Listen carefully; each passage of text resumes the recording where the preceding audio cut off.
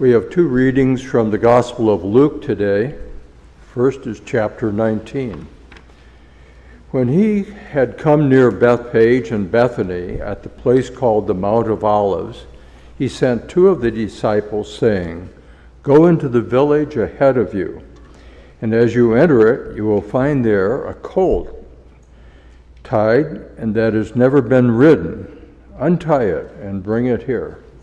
And if anyone asks you, 'Why are you untying it?' just say this, 'The Lord needs it.'" So those who were sent departed and found it as he had told them. As they were untying the colt, its owners asked them, "Why are you untying the colt?" And they said, "The Lord needs it." Then they brought it to Jesus. And after throwing their cloaks on the colt, they set Jesus on it. As he rode along, people kept spreading their cloaks on the road. As he was now approaching the path down from the Mount of Olives, the whole multitude of the disciples began to praise God joyfully with a loud voice for all the deeds of power that they had seen, saying, "Blessed is the King who comes in the name of the Lord.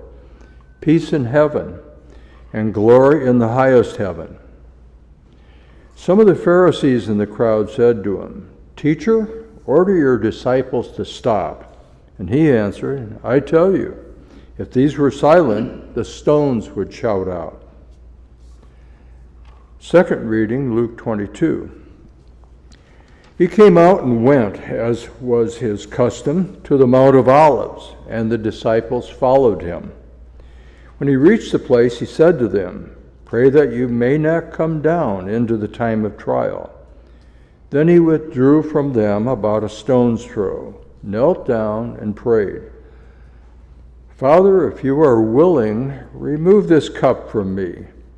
Yet not my will, but yours be done."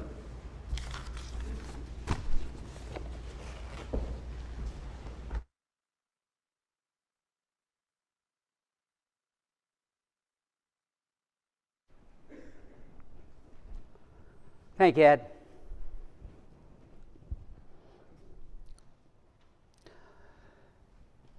It may not have been the first time. As Passover rolls around that year, the number of followers that Jesus has on Facebook and Instagram and Twitter, now known as X, has grown enormously. And when they learn that he is headed into the city of Jerusalem for the festival, they are psyched. Many go out to meet him, joining his disciples and other followers that are already with him as he travels from the town of Bethany into the city, a journey of about 2 miles. Some are so excited that they start to lay their cloaks on the road in front of Jesus. The highest sign of honor possible. A sign, though, usually only reserved for military heroes and political leaders and kings. Certainly not for some wandering rabbi from a no-name town like Nazareth. But see, for many of them that day, Jesus is one, two, or all three of those things. The military hero, the political leader, and the king who they hope, who they want so badly to be the one to drive out the hated Romans who have conquered their land and oppressed their people for far too long. The military hero and political leader and king, in keeping with their understanding of who and what the Messiah was to be, as a descendant of, as a second coming of their most revered military hero and political leader and king, David. But as Jesus starts to come a little closer to them, they look, they go, "What's he riding? Is that a donkey?"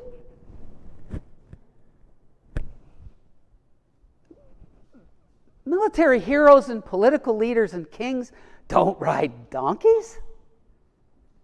They ride stallions. They ride stallions just like the Roman military heroes and political leaders who used to come into the city rode. Stallion, like the governor, the current Roman governor, Pilate, rode on when he came into town. They don't ride donkeys. Some are confused, others amused, and still others nod knowingly.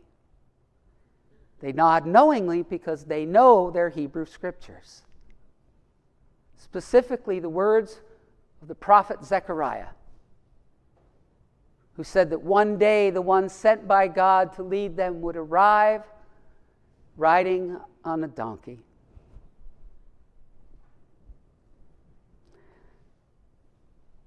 They nod knowingly because they know their scriptures,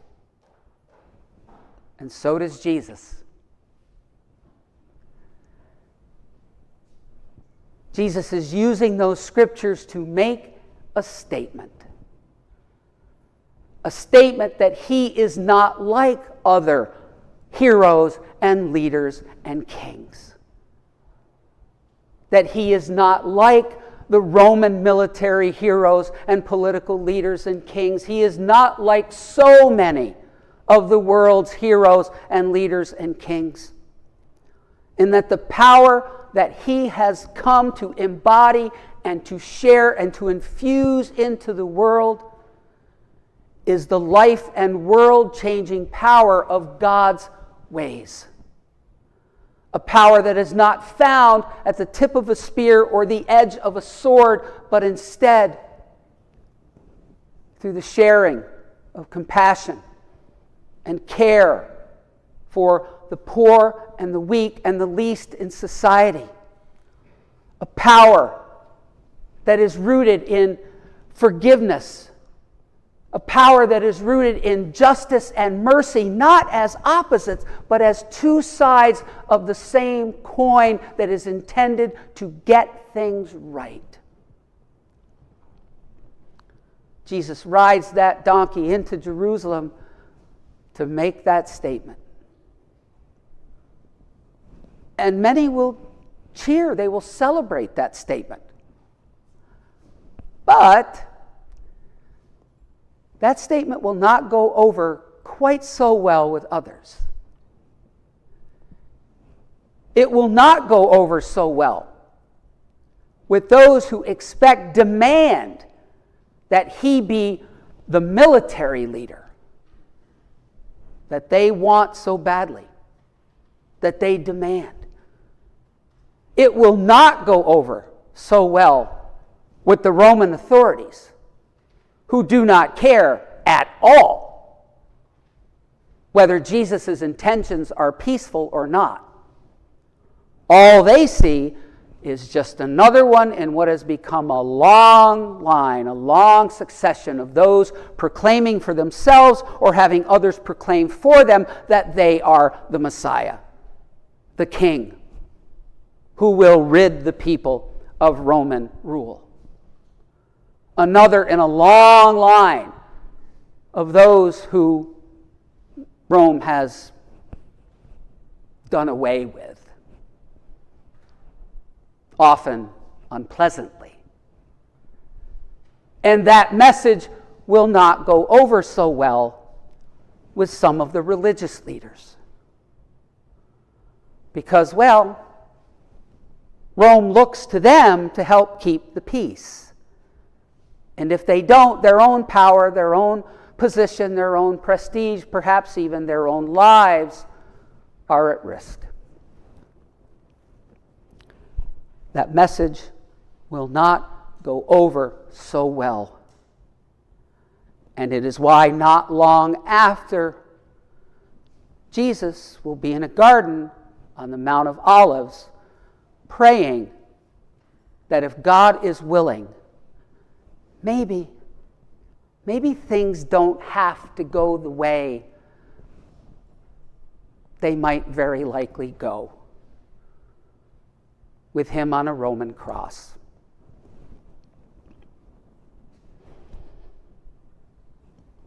But that might not have been the first time that Jesus prayed that.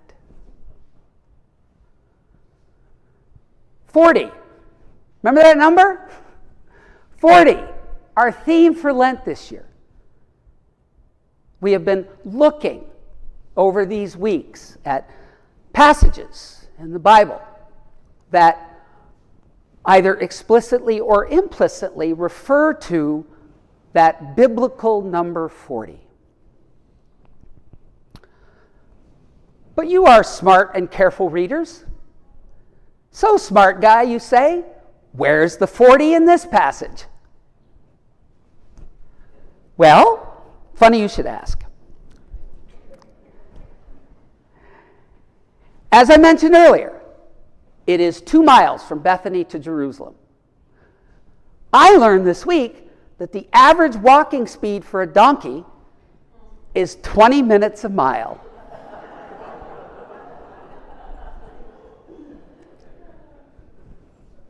$40 minutes.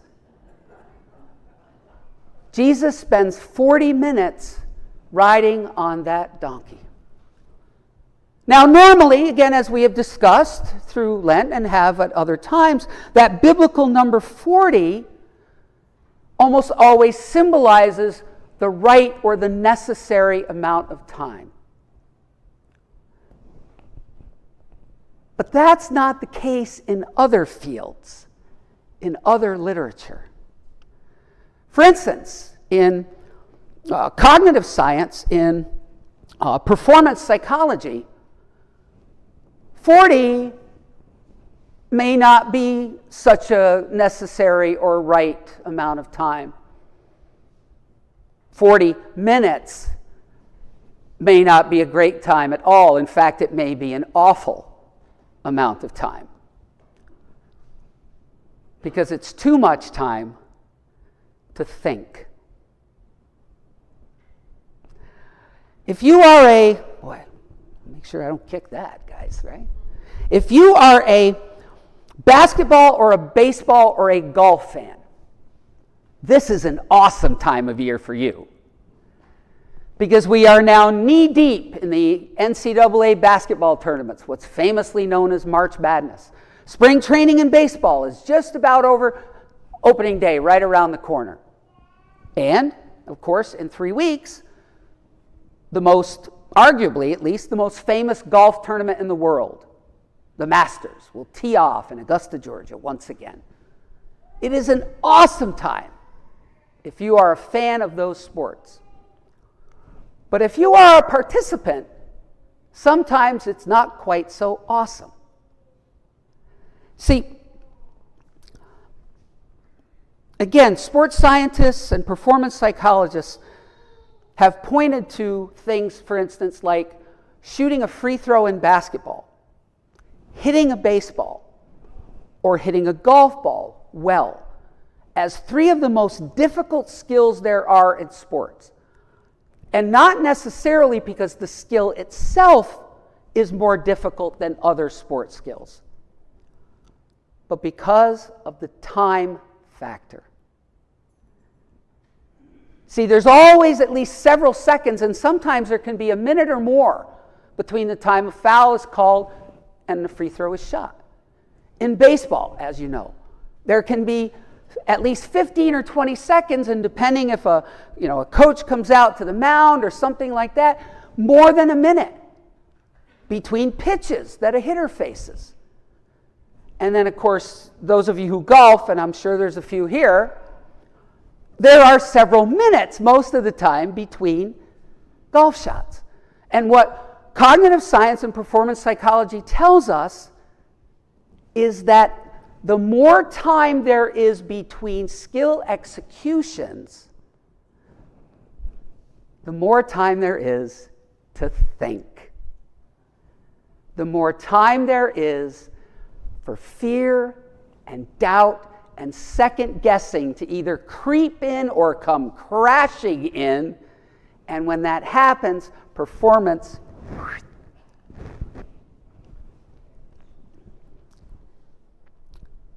So imagine 40 minutes of that.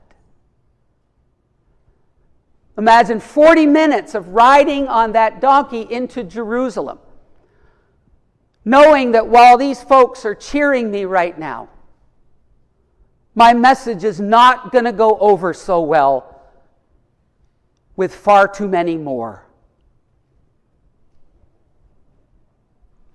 That my message is most likely, or at least very likely, going to get me in some serious trouble, maybe even cost me my life. If we truly believe in the full humanity of Jesus, it's really hard to believe that there wasn't at least one moment in those 40 minutes when those thoughts of fear and doubt and second guessing came creeping in, or maybe even crashing in. At least one time when he considered turning that donkey back around and heading back towards Bethany.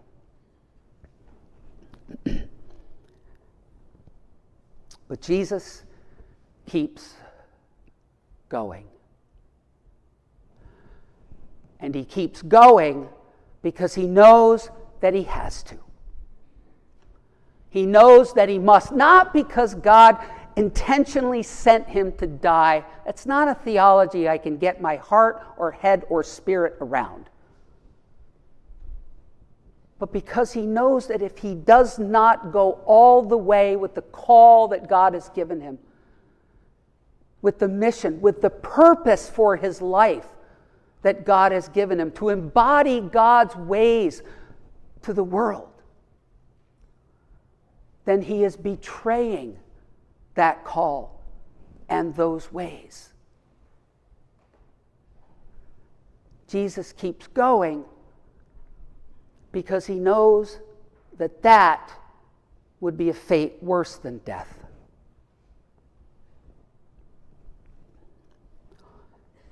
In 1946, the late and eminent psychiatrist, philosopher, author, and Holocaust survivor, the Austrian Viktor Frankl, wrote a book. I'm guessing you've heard of it. Maybe many of you have read it. A book called Man's Search for Meaning. It is a book that has sold over 20 million copies and one that is listed on basically every compilation of the most important books of the 20th century. Frankl wrote the book based upon his experiences as a prisoner in 2 different Nazi concentration camps. He wrote about his experiences and his observations in that camp, and then finally about the method of therapy that he devised based upon that experience and those observations, something called logotherapy. And the fundamental idea of logotherapy for Frankl is that there is nothing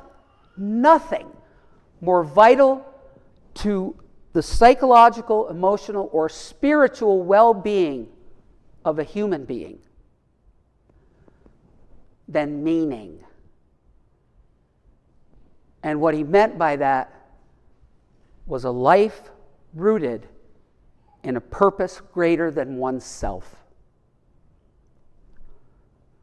Frankl came to that conclusion based on his observation that those in the concentration camps who were most likely to not just survive, but maintain most or all of their emotional and spiritual well-being and stability were those who devoted their time to serving others. To to serving others, either materially or emotionally. Or those who use their time to subvert or try to subvert the dehumanizing ways of the world that they lived in, even if it was in the smallest way, and despite the very real potential risk. Frankl came to the conclusion that they did that because they believed they had to. They had to, not because they were being forced to, but that because it was the right thing to do, and to not do it would be to betray something far greater than themselves.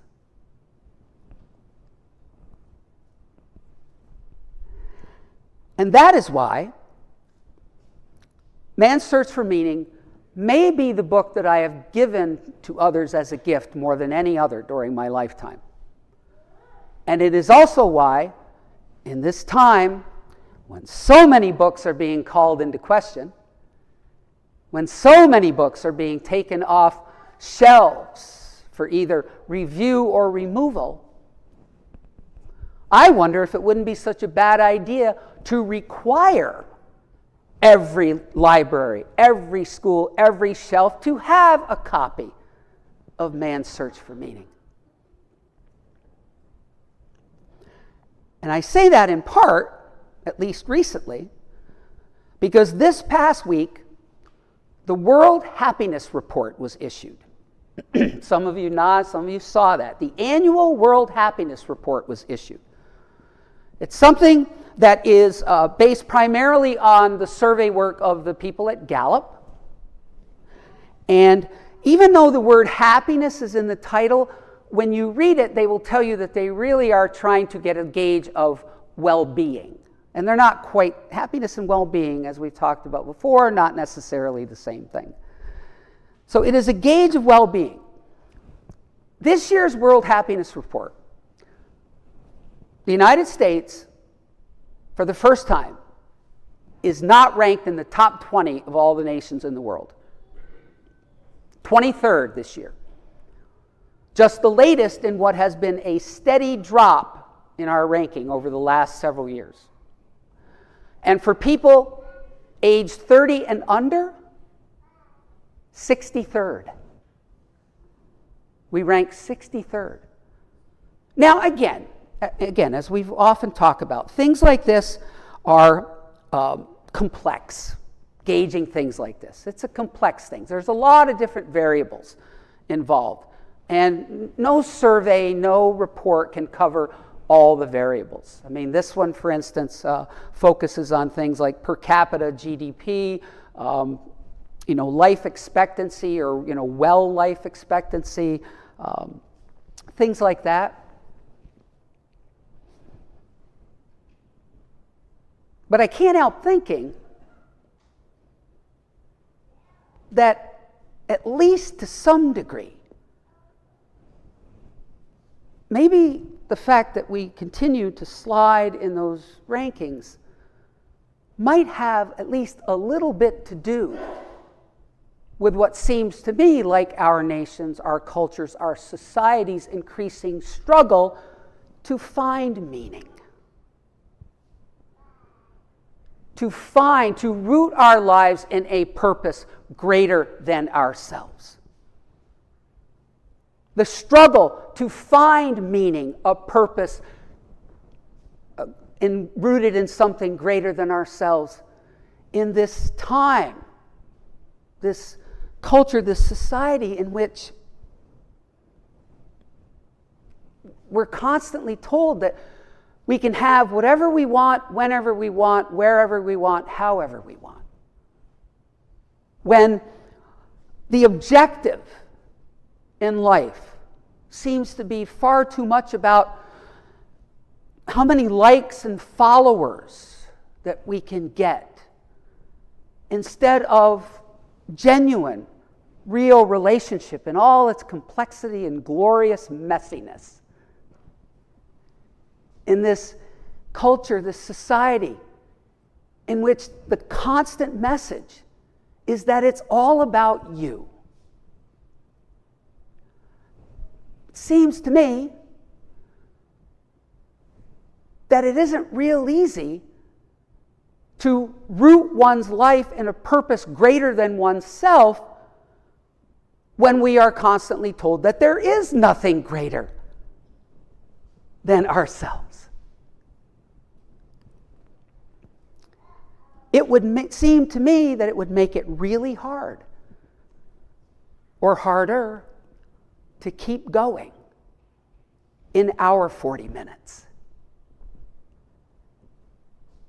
In those times when we are tested, when fear and doubt and second guessing comes in to our hearts and our minds and our spirits, in those times when we have the opportunity to embody God's ways, but maybe with some risk involved, maybe when it's not convenient. It must be harder, much harder to do that in our 40 minutes. But Jesus keeps going. He keeps going because he understands what's at stake. He keeps going because he must. Because to do otherwise is to betray a purpose far greater than himself, far greater than any of us individually. He keeps going because, as Frankl came to understand about those in the concentration camp, they did what they did because they believed that to not do it was a fate worse than death. He keeps going because of that, but also because he believes with every fiber of his being that no matter what comes, God will be with him. God will be with him in his fears and doubts and second guessing. That God will be with him on those 2 miles into Jerusalem. That God will be with him whatever else comes. And he was right. God was with him all the way into Jerusalem. God was with him through the betrayal and the arrest and the trial and the crucifixion. And God saw him all the way out to the other side. The message being, these ways are the ways.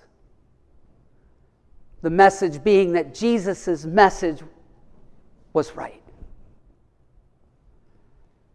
God saw Jesus all the way through. And God will see us all the way through all and every of our 40 minutes. Amen. I invite you to stand.